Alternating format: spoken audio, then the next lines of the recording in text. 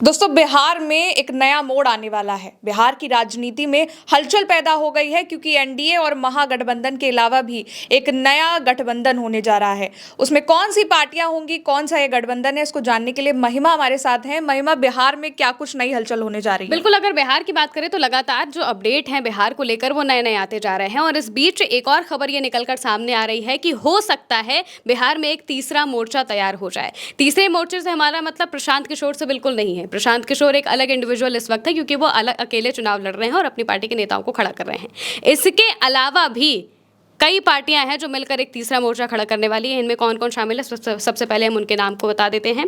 इनमें कहा जा रहा है कि असदुद्दीन ओवैसी, पशुपति पारस, तेज प्रताप और चंद्रशेखर आजाद, जो कि उत्तर प्रदेश में नगीना से सांसद हैं, उनकी पार्टी भीम आर्मी शामिल हो सकती है। कैसे हो सकती है, इस पर भी एक बार नजर डाल देते हैं। असदुद्दीन ओवैसी बहुत पहले से आरजेडी से बात कर रहे थे और कह रहे थे कि हमें आप शामिल कर लीजिए, हमें ज्यादा सीटें नहीं चाहिए, आप हमें सिर्फ 6 सीटें दे दीजिए और इसमें हम चुनाव लड़ लेंगे। लेकिन उन्हें महागठबंधन में शामिल नहीं किया गया, मना कर दिया गया उनको कि आपको हम नहीं ले सकते। इसके बाद अभी मुश्किल से 2 से 3 दिन ही हुए हैं जब असदुद्दीन ओवैसी की पार्टी की तरफ से जो सीटें हैं उनका ऐलान किया गया है कि कितनी सीटों पर वो चुनाव लड़ेंगे। 32 सीटों पर उन्होंने कहा है कि वो चुनाव लड़ने वाले हैं। इस बीच ये भी खबर आती है कि असदुद्दीन ओवैसी तेज प्रताप यादव से बातचीत कर रहे हैं, तेज प्रताप यादव से मिलना चाह रहे हैं, उनसे बातचीत करना चाह रहे हैं। एक और खबर ये भी सामने आती है कि पशुपति पारस, जो कि अब तक आरजेडी में या माफ कीजिएगा महागठबंधन में शामिल थे, कहा जा रहा था कि उनको 1 सीट या 2 सीट दी जाएगी।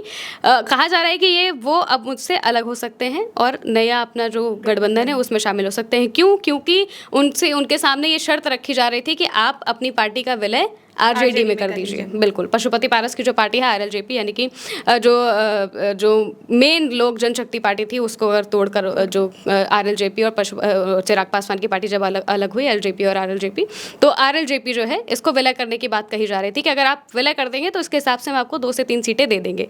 ये बात उनके सामने रखी गई, कंडीशन रखी गई। इसके बाद पशुपति पारस ने कहा कि ये हम नहीं होने दे सकते, क्योंकि बीते दिनों खबर ये भी आ रही थी कि जो पशुपति पारस की संसदीय बोर्ड के अध्यक्ष है, नाम उनका याद नहीं आ रहा, सूरजभान शायद नाम है उनका, वो आरजेडी में शामिल हो सकते हैं। ये खबर आती है कि वो अपने पूरे परिवार के साथ आरजेडी में जा रहे हैं। इसी के साथ ये भी खबर आने लगती है कि पशुपति पारस अपनी पार्टी का विलय करा रहे हैं, इसी वजह से वो जा रहे हैं। लेकिन ये चीज़ नहीं होती है। अब उन्होंने ये पूरी तरह से बात मान ली है कि वो पार्टी का विलय नहीं कराएंगे। और इस बीच ये भी कहा जाता है कि पशुपति पारस ओवैसी से बातचीत कर रहे हैं, ओवैसी से उनकी बातचीत हो रही है गठबंधन को लेकर। अब महागठबंधन में सीट शेयरिंग बस होने ही वाली है। मान लीजिए कि आज या फिर कल तक ये फाइनल हो जाएगा कि कितनी सीटें बढ़ेंगी किसको। खासतौर से यही कहा जा रहा है कि जब सीट शेयरिंग का ऐलान हो जाएगा उसके बाद ही जो छोटे दल हैं वो अपने आप को हो सकता है कि मजबूत करने के लिए कहीं और जा सके। अगर उन्हें मन मुताबिक सीटें नहीं मिली या फिर उस हिसाब से सीटें नहीं मिली जिस हिसाब से वो चाहते थे, तो वो अलग हो सकते हैं। और इनमें पशुपति पारस ही हैं, पशुपति पारस, तेज प्रताप और असदुद्दीन ओवैसी, और इसके अलावा चंद्रशेखर आजाद। अभी चंद्रशेखर ने कुछ चीज़ों को साफ नहीं किया है। उनसे जब पूछा गया तो उन्होंने कहा कि अभी हम देखेंगे बिहार के बारे में, फिलहाल हम उत्तर प्रदेश में है तो हम उसको देखते हैं और बाकी बिहार चुनाव के बारे में भी हम सामने से खुल के बात करेंगे और इस बारे में आपको बताएंगे।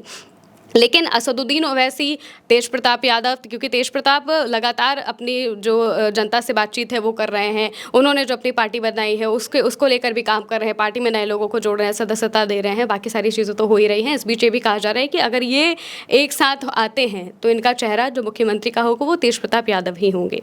और इससे अगर कहा जाए तो जो वोटों का बंटवारा है ये बहुत बुरी तरीके से होगा बिहार में, क्योंकि एक तरफ एनडीए है, एक तरफ महागठबंधन है, प्रशांत किशोर भी हैं जो तीसरे इस वक्त पे काफ़ी ज़्यादा लोकप्रिय हो चुके हैं। और वो जिस तरीके से वोट काटने की राजनीति कर रहे हैं वो भी सब इंसान देख ही रहा है कि वो सिर्फ और सिर्फ नीतीश कुमार का नुकसान नहीं करेंगे बल्कि वो तेजस्वी यादव का भी नुकसान कर सकते हैं। इस बीच अगर ये नया मोर्चा तैयार हो जाता है, ये जो लोग अलग अलग लड़ रहे हैं, अगर ये एक साथ आ जाते हैं तो इससे भी बहुत ज़्यादा नुकसान दोनों बड़े दलों को होगा और इसके साथ ही प्रशांत किशोर को भी हो सकता है।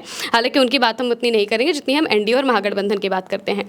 ये दोनों जो हैं इन्हें सबसे ज़्यादा नुकसान हो सकता है अगर ये नया मोर्चा तैयार हो जाता है तो। हालांकि इसको लेकर अभी कोई पुख्ता जानकारी नहीं है क्योंकि अभी सिर्फ बातचीत हो रही है। कहा जा रहा है कि जो असदुद्दीन ओवैसी है उन्होंने तेज प्रताप से बातचीत करनी चाहिए और उनसे बातचीत की है, फाइनल अभी कुछ नहीं हुआ है। वहीं दूसरी तरफ पशुपति पारस भी ओवैसी से बातचीत करना चाह रहे हैं क्योंकि वो चाहते हैं कि हमारी पार्टी का विलय ना हो पाए, क्योंकि उनकी पार्टी अगर उन्होंने अलग की है, इंडिविजुअल की तरह चलाई है अभी तक, तो वो उसी तरीके से उसको आगे बढ़ाना चाहते हैं, अच्छी तरीके से आगे बढ़ाना चाहते हैं, भले ही उन्हें किसी और का साथ लेना पड़े अगर वो आरजेडी के साथ नहीं जाते हैं तो।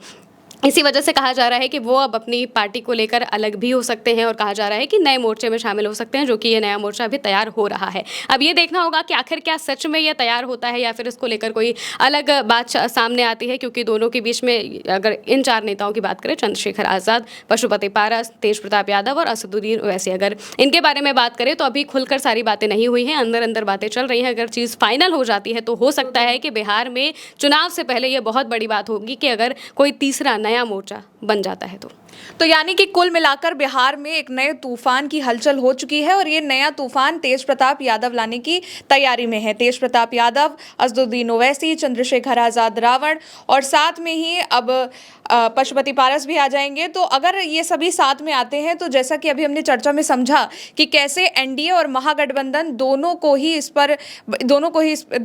पर बड़ा असर पड़ेगा, दोनों के ही वोट कटने वाले जो बात सामने आ रही है कि जिस तरीके से प्रशांत किशोर अपनी राजनीति कर रहे हैं उस तरीके से जैसे एनडीए और महागठबंधन को नुकसान पहुंच सकता है, वैसे ये भी एक नया दल अगर बनता है तो एनडीए और महागठबंधन दोनों को नुकसान हो सकता है। फिलहाल के लिए इस चर्चा में इतना ही, और भी तमाम जो अपडेट्स आएंगे वो हम आपको देते रहेंगे। आप देखते रहिए उल्टा चश्मा यूसी। शुक्रिया।